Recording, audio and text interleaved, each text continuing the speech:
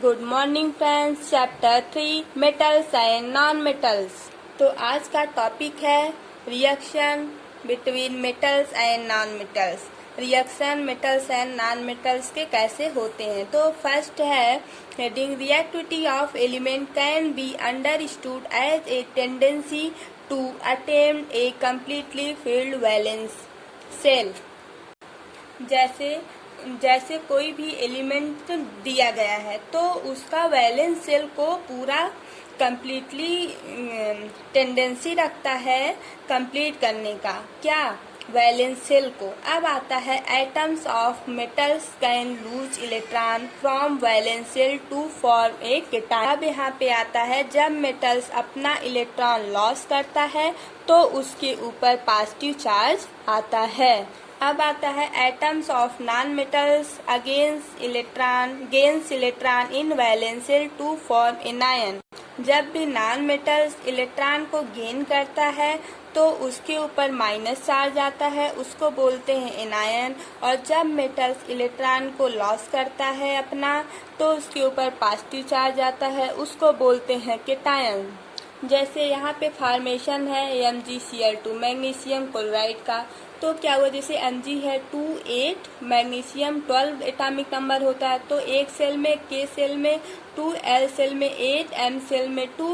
तो ये अपना इलेक्ट्रॉन को डोनेट कर देगा, मीन्स लॉस कर देगा। तो लॉस जब करता है Mg2+ आता है, 2 8 इलेक्ट्रॉन बचता है। यहाँ पे 2 इलेक्ट्रॉन माइनस क्यों किए, क्योंकि इसको हमको बैलेंस करना है। ये वाला यहाँ पे Mg है, यहाँ Mg2+ है, यहाँ Mg2- जब कर देंगे तो ये बैलेंस हो जाएगा।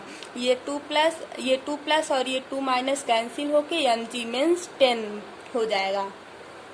इसको बोलते हैं मैग्नीशियम आयन। अब यहाँ पे Cl2 है तो Cl2 क्लोरीन का आउटरमोस्ट सेल में 7 इलेक्ट्रॉन होता है। तो ये K, ये L, ये M सेल में 7 है तो इसको 1 इलेक्ट्रॉन की ज़रूरत है। तो यहाँ पे अगर हम 2 इलेक्ट्रॉन, देखो यहाँ पे हुआ 2Cl-2 8 इलेक्ट्रॉन हो गया, ये पूरा फुल फिल्ड हो गया। यही यहाँ पे जो पीछे भी हम बताए हैं वही समझा रहा है, इलेक्ट्रॉन को फुल फिल करने की टेंडेंसी रखता है। अब यहाँ पे देखो 2 इलेक्ट्रॉन माइनस क्यों हुआ और यहाँ पे हम क्यों नहीं किए, क्यों, अगर हम 2 इलेक्ट्रॉन यहाँ पे माइनस कर देंगे तो वो 4 इलेक्ट्रॉन माइनस हो जाएगा ना। तो इधर भी 2 इलेक्ट्रॉन माइनस है और इधर भी 2 इलेक्ट्रॉन माइनस हम जब कर देंगे तो इसकी वैलेंस इसका दोनों सेम हो जाएगा।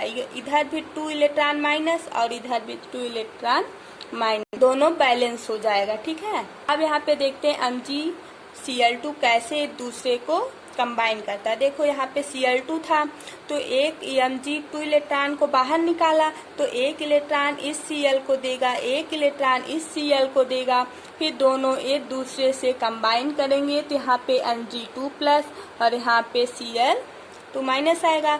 Cl2 था तो ये अपना 2 इलेक्ट्रॉन इसको दे दिया, एक इस Cl को दिया, एक इस Cl को।